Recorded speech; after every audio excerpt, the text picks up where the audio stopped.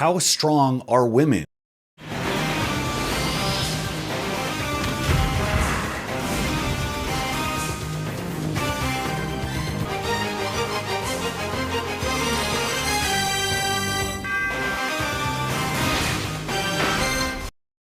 This is Sarah Rainbow, and depending on your perspective, her name is either completely fitting or completely ironic. This is Sarah hitting a 623-pound deadlift. Sarah has the highest powerlifting total of any female in the history of the world unequipped. And because there's nothing funnier than the faces that powerlifters make when they're executing a max effort deadlift, I decided to zoom in and capture her climax face, in case you ever gotta pick her out of a lineup. Now, Sarah has a very distinct build, a type that you often see in women's powerlifting. She's pretty heavily muscled, but not excessively so. She's not super big like a lot of the heavyweights, but she's also not super short to take advantage of those tanky leverages. She has more of a middle-of-the-road athletic build, which probably lends itself to being well-rounded enough to actually take down the biggest total. Sarah's who I imagine would populate American football if it ever had a women's league that took off. There's just something about the thought of the Lingerie Bowl having a surprise guest appearance by a 220-pound freak with a 600-pound squat. I think this is a hole in women's sports that needs to be filled ASAP. And alongside Sarah on the list of all-time female great powerlifters is April Mathis, who is definitely on the side of, fuck it, I'm going to maximize size and drugs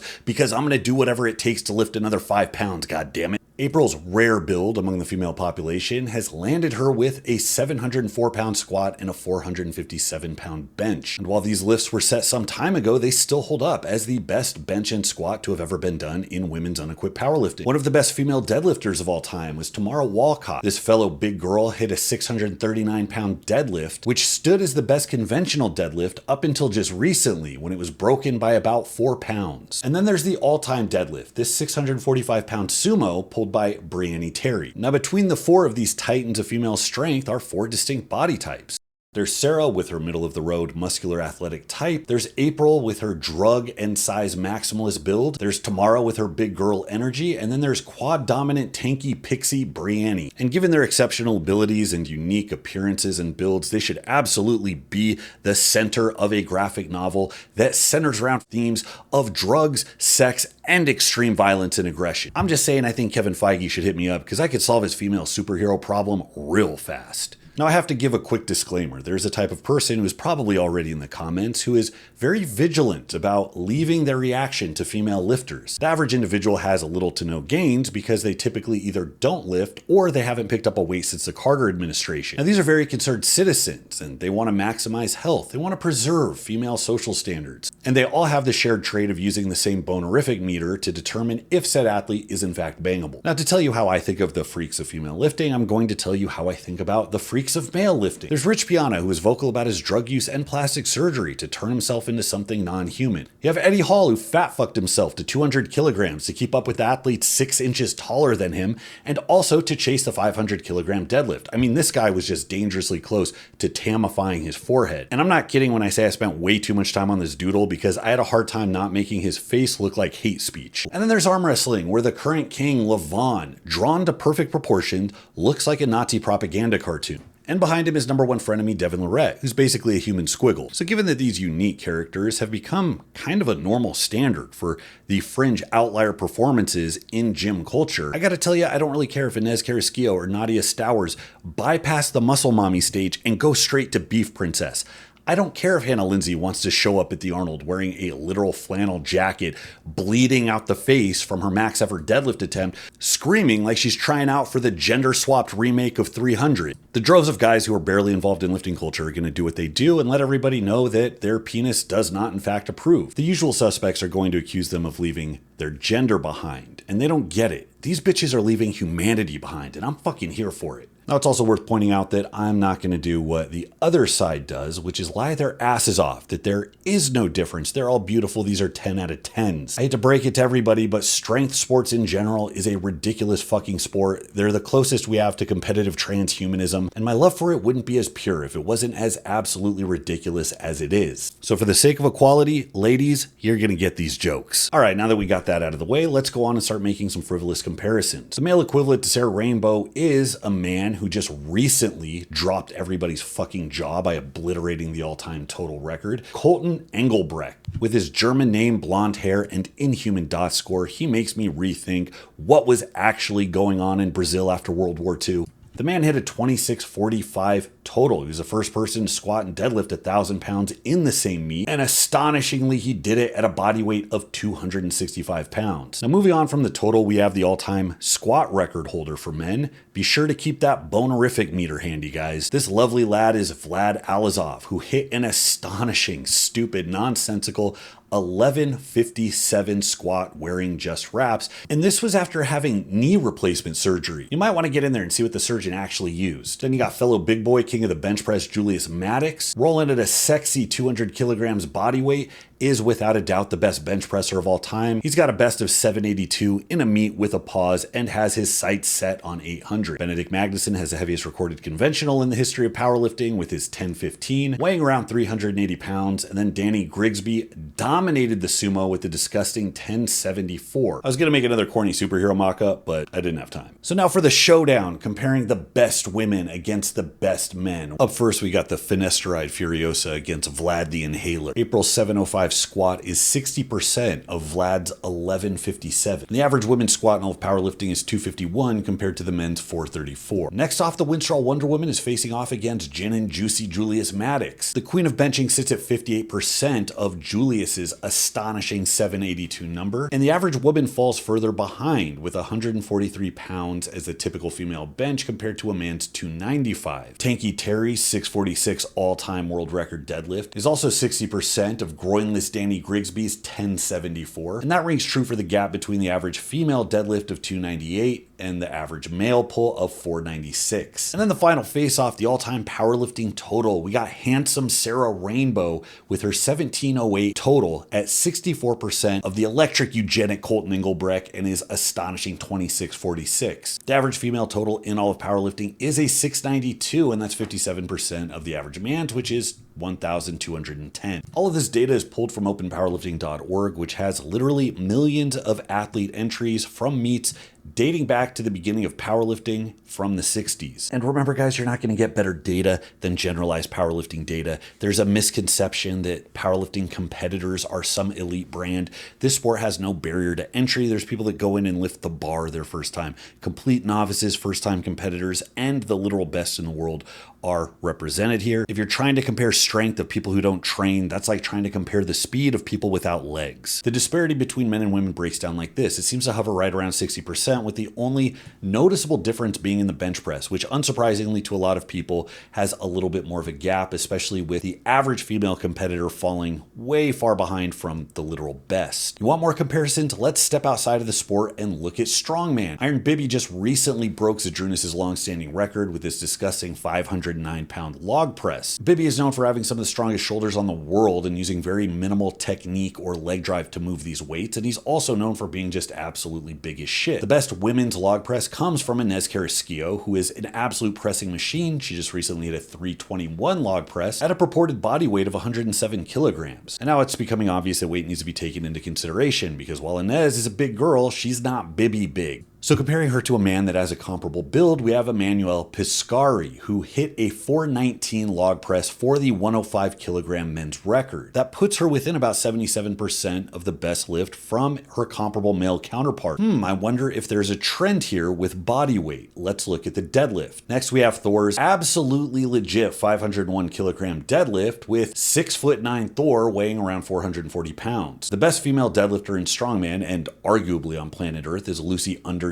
who hit an incredible 716 deadlift. But once again, Lucy is not Thor. She's about 6 feet tall and 253 pounds. And as somebody who stood next to her during weigh-ins at OSG, I can tell you that 6 foot and 250 is imposing no matter who you are. She mogged the shit out of me. Now, unfortunately, one of the best powerlifters in the history of all of existence decided to do Strongman, including competing at Worlds, so you can't not include John Hack's number. And I don't even need to find somebody who's around 250 pounds. John Hack, weighing 206 pounds, deadlifted a freaking 939, and this took place at a powerlifting meet. So unlike Lucy and Thor, this was done without straps, it was done without allowing any type of hitch, and it was done without a suit, although I'm not entirely sure if Lucy does in fact wear a suit when she pulls. Now, while there's a lot of confounding variables here, unsurprisingly, you have the strength gap begin to close once you start to take into account body weight. As you you want to hit the holy trifecta of gains, the size, the strength, and of course the clout, you need a program that checks the biggest boxes. Not only does it use the best time-tested movements that you are actually likely to stick to and improve on, but it includes a logical progression that is based on my most popular programs. These are programs that have gotten rave reviews from people that literally just ran the template. BaseStrengthLP uses 3 of the most proven templates pulled from the principles of some of the biggest, strongest men in history that have been used for over a century. The workouts are fun, intuitive, there's a logical progression, but it does take it up a notch because it personalizes the workouts to you. As you get bigger, stronger, more advanced, it becomes harder to tick those numbers forward, and you can't get by not adjusting your workouts to your own particular tolerances. Now, most people get an online coach to take care of that for them to the tune of $200 to $300 a month, and the rest of the people just never figure it out to begin with. So if you're wondering why you start every training cycle super excited only to get several weeks in, feel brittle, overtrained, tired, disillusioned, like you're just a dodgeball and the program is the side of a building, then you need direction that updates your training minute to minute, day to day, week to week based on your immediate feedback. BaseStrengthLP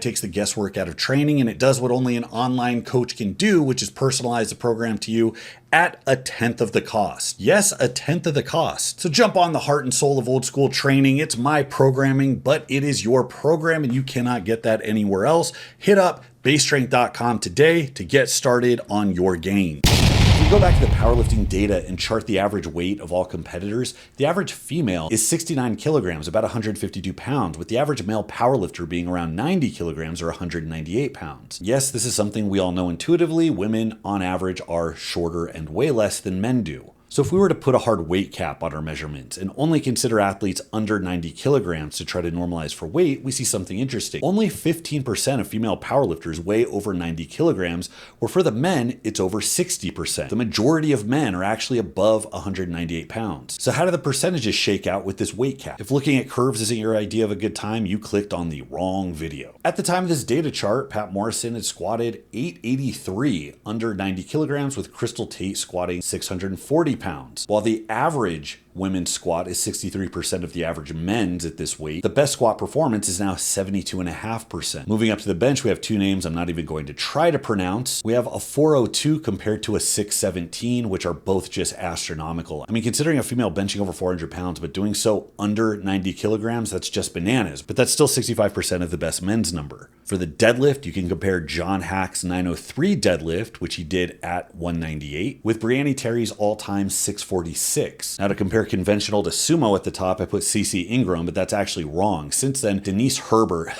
this is stupid. Denise Herber deadlifted 642, weighing 159 pounds. She has the all-time conventional deadlift record. She's only within a few pounds of Brianni Terry's sumo, and she weighed 30 pounds less than Brianni did. I gotta remember to go back and overhaul that comic book cover I made with the ladies, because she absolutely deserves to be on there. And she also represents a 5th body type that I didn't get to, and that's the where the fuck does that power come from build. Occasionally you get people that look like toothpicks that have no visible muscle to speak of that are able to lift competitive weights. And when that gets taken and completely fleshed out, when you actually add a bit of muscle onto that frame, that's how you get a John Hack or a Colton Engelbrecht. And in the ladies' case, that's how you get a Denise Herber. She's muscular to be sure, but when you look at her lower body, it makes you wonder, where the hell does the horsepower to conventional ass deadlift, almost 650 pounds, even come from? And Denise is one of the best cases for the argument that there might actually be some hidden talent still left in the female population that we really haven't tapped on yet. And then again, going into the total for everybody under 90 kilograms, you have John Hack's 2254 done under 90 kilos against Sam Rice's 1598. Sam at 71% of John's number, and the average female with a 676 total is 62% of the average man's at 1091. So the gap has certainly started to close with the best performers, with the average now sitting closer to 70%, and the average females not lagging quite as far behind. So how much does weight make a difference? If we take this to its ultimate conclusion and go down all of the weight classes, charting the average total for 3 lifts for men and women, we see that there is a persistent gap, but it starts to get smaller. And there's actually an inflection point where the women seem to do better than the men. In fact, the average total for the 44 kilogram class, that's just under 100 pounds, the women are actually lifting 121% of what the men are. So is the secret to women's strength that they just tend to dominate at lighter body weights? Well, yes, as you go to lighter weight classes where more women are represented, you're more likely to get better talent. They're not as likely to have body fat pushing them into higher weight classes, and they seem to steadily get more competitive. But just when I thought I was onto something, I ran the average age for each group and found that while the heavier weight classes average 23 to 29 years old for the competitors, the lightest weight class is actually an age class in disguise. The average male 44 kilo lifter is 10 years old, and that compares to 16 for the average female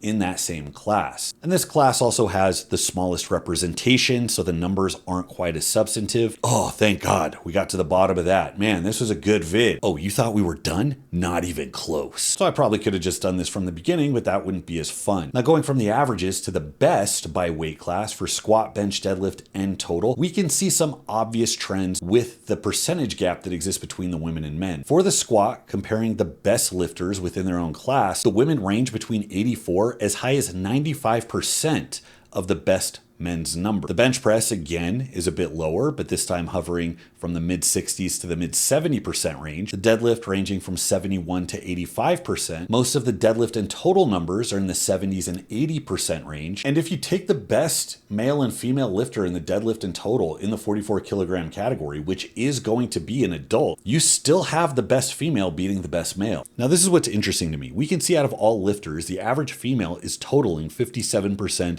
of the average male. And that gap closes a little bit as you get into lighter weight classes. But over the absolute best performances, you're seeing that gap get increasingly smaller, to the point where some of the all-time female records are only within 5%, or maybe even a little bit higher than some of the male records. The strength gap is absolutely persistent, but it's not nearly as big as most people think it is. Now, this makes you wonder what it actually is that makes somebody superhumanly strong, because that's going to be key to understanding the differences. It starts with your frame, your bones and your tendons. You need your bones to be dense enough to be able to handle forces. Thicker joints can handle more stress and recover faster. And also the proportions of your bones determine how optimized you are going to be for individual lifts. Your arms can be longer or shorter, your hips can be shaped out to the side or straight ahead, and your tendons can attach further down the bone, which gives you a direct advantage. With better leverages and deeper tendon insertions, the same amount of force moves more weight. Then you get into muscles and nerves. People used to talk a lot about fast versus slow twitch. I'm not sure how relevant that is anymore in strength sports, because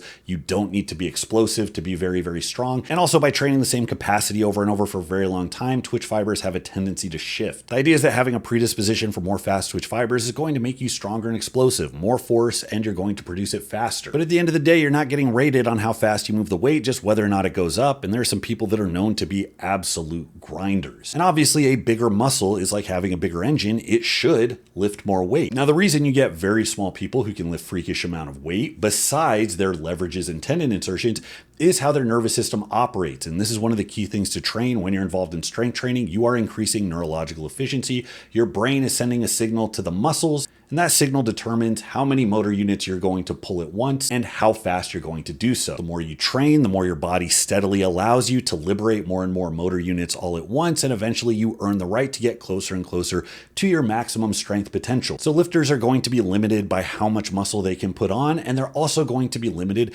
by what their nervous system even lets them do with that amount of muscle. And then, of course, there's drugs, the most important factor, which makes up 95% of the reason that anybody is ever stronger than you. Drugs allow you to recover faster, they help you increase muscular size, and they also increase neurological activity. Now, I tend to think of drugs as being genetics with extra steps because everybody does not respond the same way. Hyper-responders grow a hell of a lot from very little drugs, while most people are going to have a pretty hard cap on how much muscle mass they're going to put on just by blasting ever more amounts of gear. And that's kind of the point of all this. Genetics really is at the center for determining what you can potentially get out of your training. It determines how big your frame is that you're starting out with and how it's shaped. It determines your leverages. It determines your twitch profile that you start out with. And it's also going to determine how aggressive your nervous system is with producing force. It's like the answer to the question of how you improve your vertical jump, go back in time and find different parents. The same wisdom tends to hold true if you want to be legitimately one of the strongest human beings of all time. And if you want to do it in such a disrespectful style as Colton, who weighed 40 kilograms less than the previous record holder, that advantage becomes all the more important. And this is really the point of interest to me for making all of these comparisons. It's not just to conclusively point out that men strong, women weak. If anything, I think I've pointed out that the average woman is capable of being much, much stronger than they might think possible. But the reason behind all of that, the mechanics that lead to this persistent gap, is something that nobody can answer clearly. They think they can, but they can't. Now, the first reason I'm getting to, and this is kind of low-hanging fruit, is participation and socialization. Now, one of the most offered reasons to explain the strength gap was that, well, it's really not biological differences that much. There's actually just not a lot of women participating in these sports, and that's because of socialization, because men were raised as boys to play with blue boy toys and conditioned to do what society considers boy things, and girls who were made to play with pink girl dolls were told, sorry, no women in the cockpit. And there would be something to that if the year was 1898. Because yes, you need participation. In fact, you need a lot of participation in order to find who the true outliers are. So those social pressures, one of the reasons that you don't see a lot of boys represented in, let's say, esthetician school, and similarly throughout history, you didn't see a lot of women represented in really hyper-aggressive sports. However, in the last decades, things have changed. In fact, they've changed wildly. Since the inception of powerlifting in 1964, the participation of both men and women has raised exponentially, and now we have women participating in just powerlifting by the many tens of thousands. This is more than a big enough sample size to get an idea of what the best female athletes are capable of. And as far as socialization goes, in the West, things have changed dramatically. This spike in participation coincides with a few major things. CrossFit, which people don't like to admit, absolutely exploded and introduced a bunch of people back to the barbell, including females. In 2005, there were only 13 CrossFit gyms. There were 8,000 by 2013. And you see in 2018, the 13,000 CrossFit gyms. If you had gone to any powerlifting meets at this point, you knew that this is where the mind virus had come from. You'd see people in the warm-up rooms doing kipping pull-ups and applying their KT tape. And this was huge, not just increasing overall participation, but in shifting the culture that historically did not see lifting as a women's activity. This also coincides with the shift from equipped powerlifting to raw powerlifting. The first raw-only federations and meets came in around 2007. And then, of course, the final nail in the coffin, the thing that makes any appeal to socialization an absolute obsolete argument, is the prevalence of social media. Instagram users increased exponentially in a way that exactly follows the curve that demonstrates the increase in women's powerlifting. Around 2010, Instagram had 1 million users. By 2018, it had 1 billion. And this is the platform where powerlifting lives. It's where people share their lifts, they share meet updates, it's where they advertise, it's where they share their stupid powerlifting lifestyle. And that has had just a dramatic effect on how women see lifting. And that's reflected in the data set I'm using that has 460,000 women represented compared to about 600,000 men. So you're not likely to see the gap change, or at least change much, just by increasing participation. The other reason I reject this argument is because we have plenty of examples where the participation and socialization dynamic is completely flipped on its head. Women's Olympic lifting has been a thing for a little while, but it was first represented in the Olympics as recently as 2000. The first dynamic is that countries like North Korea, Russia, China, they do not wait for recreational casual lifters to make it to the Olympics. They're actively finding the talent. They get them as young as 9 or 10, and they're treating it as a profession. That is hugely different as a social dynamic than what we see here in the West with recreational lifting. And these nations, which often dominate in these classes, do not give a fuck. They are notorious for state-sponsored doping programs that use an elaborate conspiracy to get around WADA. There's an entire documentary called Icarus about the Russian state-sponsored doping scandal, and I highly recommend you watch it if you haven't seen it. There's no social dynamic here that is preventing the competitors from taking drugs. And in fact, the stakes are so absolutely high and the competition is so cutthroat, these athletes are doing everything they can to risk it for the biscuit. And as far as basic standards that keep women in womanly roles, that keep them soft and feminine, that keep them in line with a certain patriarchal driven attractiveness, well, that's a very Western centric view, my progressive friends who are watching this, and I'm a little disappointed disappointed. I would expect more of you, because the fact of the matter is that countries like North Korea, Russia, and China, when they're trying to procure for themselves Olympic gold medals, could give two fucking shits about what anybody in the West thinks as far as normal, acceptable female beauty standards. They know one thing: square jaws, deep voices, and facial hair give gold medals, and motherfucker, that's what we're after. So if we look at Olympic lifters, the best male is Lasha. His big ass at over 400 pounds is dominating with a 589 clean and jerk in competition, and God help him, he'd probably be good for a bit more if he ever had to look like he was trying. Compare that to Tatiana Kasharina, who had a 425 pound clean and jerk. God damn, at a body weight of around 220 pounds. Doing the voodoo again, where we compare Tatiana to a male equivalent of similar body weight, we have legend Ilya Ilyin. A little bit heavier than Tatiana, but the dude clean and jerked 533 pounds, a little over 100 pounds more than her, weighing just a few pounds more. But just like Inez with the log record, we do have a closer gap. She's within 79% of Ilya's best number. If we do the same thing for other classes, for records of men and women around a similar weight, we still see a persistent percentage a little bit closer to 80%. So if we've had an immense increase in participation, and if social influence isn't keeping women down, then what about biology, drugs, and hormones? Testosterone is the easy answer that many people look towards, and while that definitely plays a role, I think it is absolutely overblown and reductionist. The differences we're going to see are going to be biological at their root, but it's a lot more than just testosterone. The reason I can say that pretty conclusively as a guy that doesn't have a fucking degree in any of this is for the following reasons.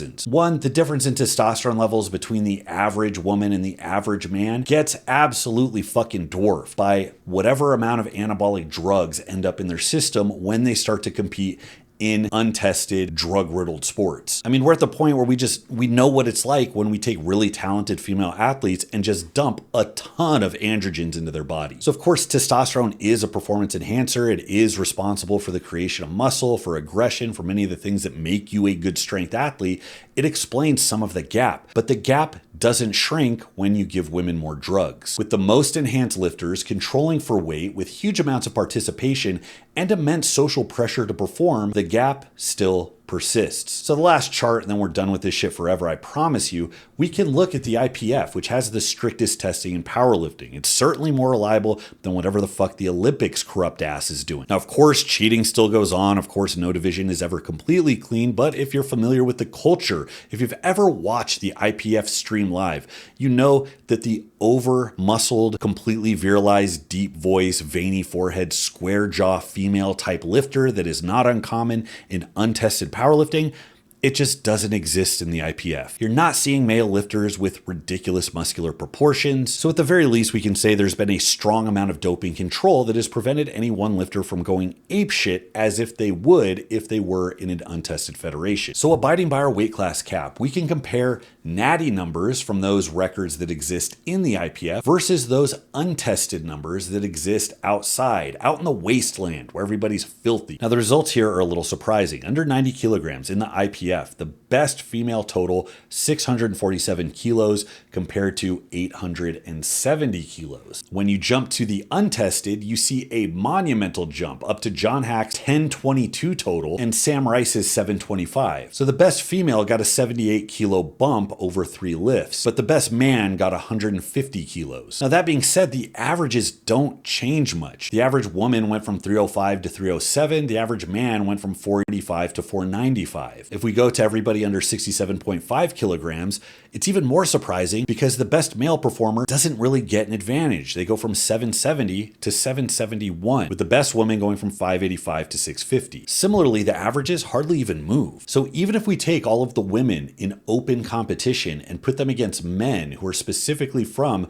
the strictest testing federation in the form of the IPF, we still really don't see an advantage. The average woman in an untested federation is still lifting 63% of the average drug-tested man. And that gap only closes up to 67% once you get in the 67.5 category. If you take the best untested woman's total under 90 kilograms and put it in the men's division in the IPF, where it is drug-tested, it would amount to 61st. All time. Under 67.5 kilos, it's 22nd. Now this could mean a few things. It could be that not as many people are taking steroids out of all power lifters represented, meaning that the numbers aren't that different from the Natty tested federations. Or it could mean that there's enough cheating in the Natty tested federations to where it's kind of a wash. I don't think that's quite as likely, as there are many thousands of lifters that compete in the IPF, and we see the best performers showing a pretty big jump once you move out into the open division. I think the doping control thing is very real. We could be seeing the effect get exaggerated. The best performers